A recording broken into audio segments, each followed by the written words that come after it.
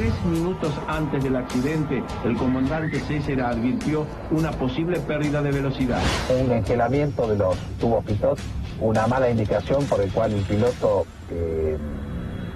no pudo tener certeza de la velocidad real que finalmente tenía. A partir de un grave accidente ocurrido en el año 74 en los Estados Unidos, se tornó obligatoria la instalación de una alarma de color ámbar claramente visible frente al piloto, toda vez que la calefacción del tubo pitot del velocímetro no estuviera funcionando adecuadamente. No había un dispositivo que era reglamentario desde hacía unos cuantos años, una alarma que le permitiera al piloto saber a qué velocidad y altura iba. La alarma, a través de esta luz, no, en ese momento no era obligatoria. La aeronave debería haber contado con una alarma lumínica que le indique al piloto el no funcionamiento de este circuito calefactor, a pesar de que existe un reglamento de NAR número 25 que establece la obligatoriedad de esta alarma desde el año 1989 en todas las aeronaves de transporte. Exactamente en esta parte del tablero del avión, frente al piloto, debió estar la alarma exigida. De todos modos, el avión había empezado a descender en un intento de aumentar la velocidad, que para ellos, según la indicación, había bajado a límites peligrosos. Sin embargo, el avión se aceleraba mientras los pilotos creían que perdían velocidad. Al sacar slats a una velocidad real tan alta, uno de ellos se desprendió del ala, generando una asimetría que hizo que el avión entrara en una espiral escarpada, sin que los pilotos pudieran hacer nada por evitarlo.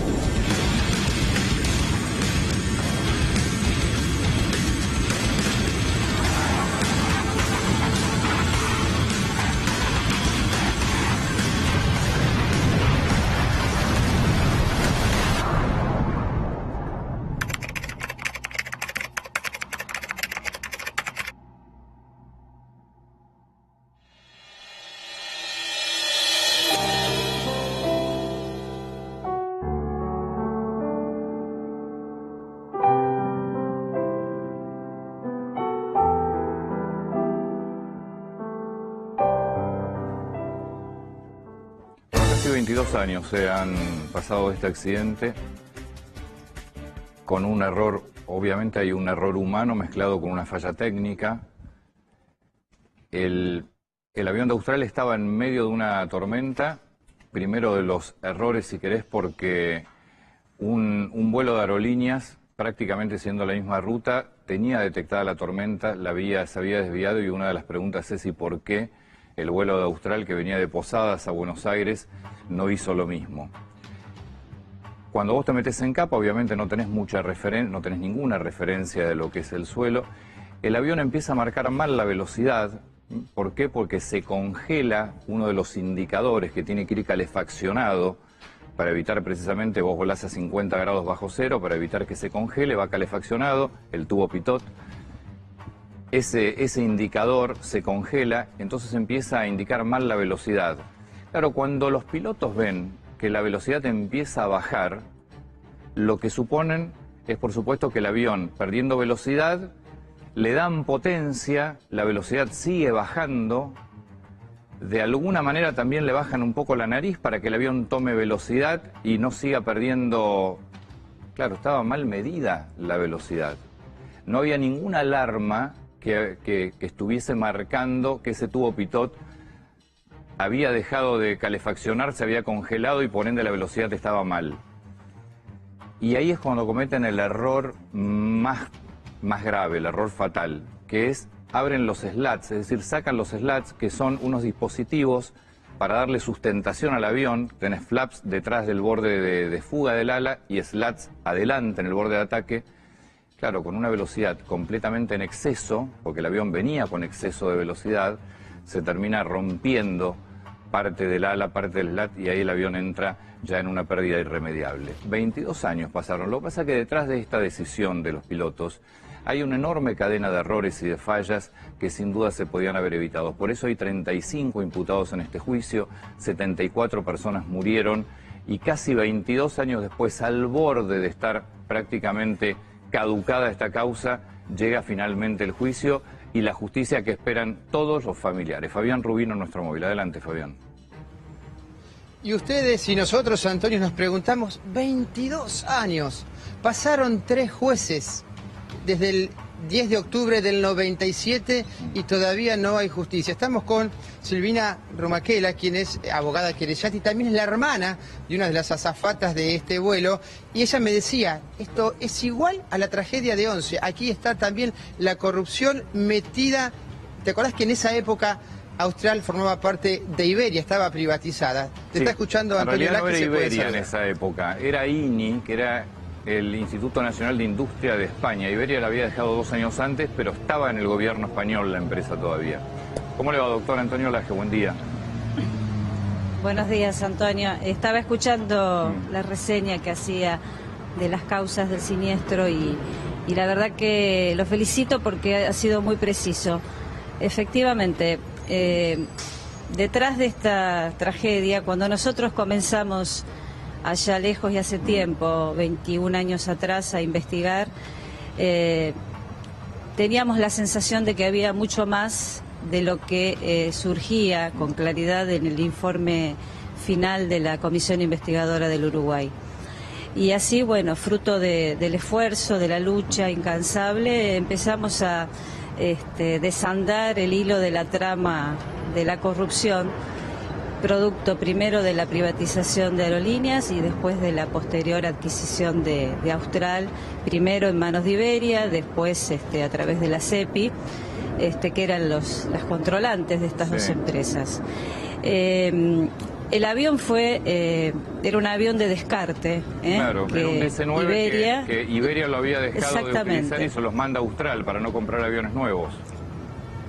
Exactamente. Iberia, que era la controlante, a través de CEPI, le vende a Austral. Es decir, el presidente de Austral, en ese momento, hoy procesado, el señor Morán Casero, era a su vez directivo de la empresa Iberia. O sea, de un lado del mostrador vende y del otro lado compra. Y compra este avión de descarte que no podía más funcionar en el espacio aéreo europeo. Y la ilegalidad está justamente en la certificación de esta aeronave, porque fue habilitada incumpliendo, violando el reglamento de aeronavegabilidad vigente desde el año 1987. Debió tener instalada una alarma de advertencia de errores o de mal funcionamiento del sistema de calefacción de los tubos pitot. Ese costo de instalación de esa alarma de advertencia era de $700, 700 pesos en ese momento, porque estaba vigente la ley de convertibilidad. Esto forma parte de una violación grave del principio rector de la materia de aerocomercial, que es la seguridad aérea.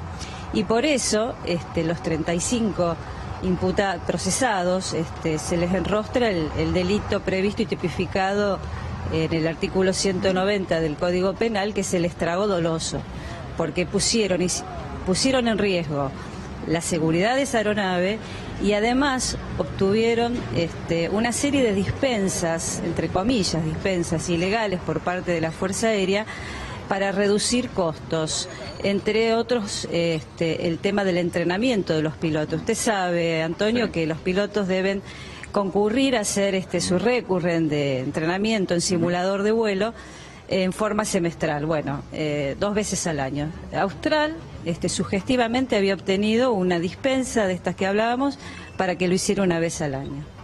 Doctora, déjeme lamentablemente un punto sobre el tema de Iberia, pues no nos olvidemos que Iberia hizo el vaciamiento más enorme que se pueda tener recuerdo de una línea aérea como fue Aerolíneas más Austral, es decir, lo que hizo con Austral lo venía haciendo con Aerolíneas también, donde hasta los neumáticos salían, los aviones con neumáticos nuevos llegaban a España, le cambiaban los neumáticos y volvían con neumáticos viejos puestos.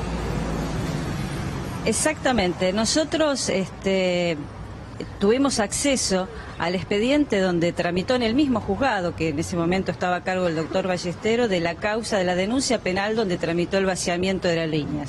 Obtuvimos información que fue escalofriante. Ya en la Cámara de Diputados, en el año 1994, en la Comisión de Transporte, se los citaba a los directivos de la empresa Australia Aerolíneas y a los miembros de la Fuerza Aérea, y los diputados de ese momento les reclamaban que invirtieran en seguridad aérea, que la Fuerza Aérea controlara, porque iba a producirse era inminente la producción de una tragedia y efectivamente sucedió. Doctor. O sea, esto nos... Sí, perdón. No, le quería hacer una pregunta, sí, porque mucho se dijo que en el momento, que en un último momento el piloto se da cuenta realmente lo que pasaba. Lo que pasa es que ya era tarde porque el copiloto ya había sacado el slats. Que esto está en las comunicaciones, esto es así, que el piloto le dice no pará, pero ya estaban puestos los slats, porque el piloto se da cuenta en ese momento que había un problema de medición, no era un problema de velocidad. Es cierto, es cierto. Justamente una de las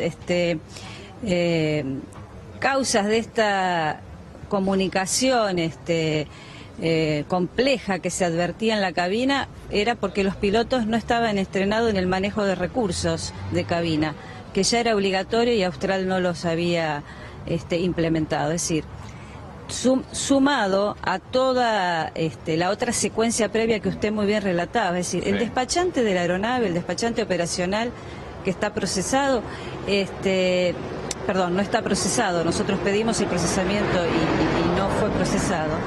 Estaba vencido en su habilitación, o sea, no debió haber despachado el vuelo. Una cadena de errores que termina con una falta de preparación de los pilotos también. Estaban dadas todas las condiciones previas y en ese momento, porque partieron con información meteorológica desactualizada, el borde Gualeguaychú no funcionaba, dos frentes de tormenta, errores, imposibilidad de comunicarse, no se escuchaban las comunicaciones entre la torre de Seiza y la aeronave, tomó el contacto Carrasco, hizo de puente el avión que usted bien señala que era una aerolínea, es decir, estaban dadas todas las ventanas que se requieren, exactamente. Era una tragedia anunciada, iba a pasar en algún momento, nos tocó a nosotros y bueno. Gracias por el tiempo, nos quedamos allí trabajando con ustedes. Muchas gracias. Muchas gracias a ustedes por el espacio. Vos fíjate qué bárbaro esto, ¿no? Lo que acaba de contar, mirá, que el borde de Gualeguaychú no andaba, que no las comunicaciones. Bueno, si yo te digo que 22 años después, en la Argentina, las comunicaciones siguen sin funcionar, muchos de los BOR que están colocados siguen sin funcionar, 22 años después, volar en la Argentina sigue siendo tan complicado como 22 años atrás. Un solo detalle más sobre esta tragedia enorme de la Argentina.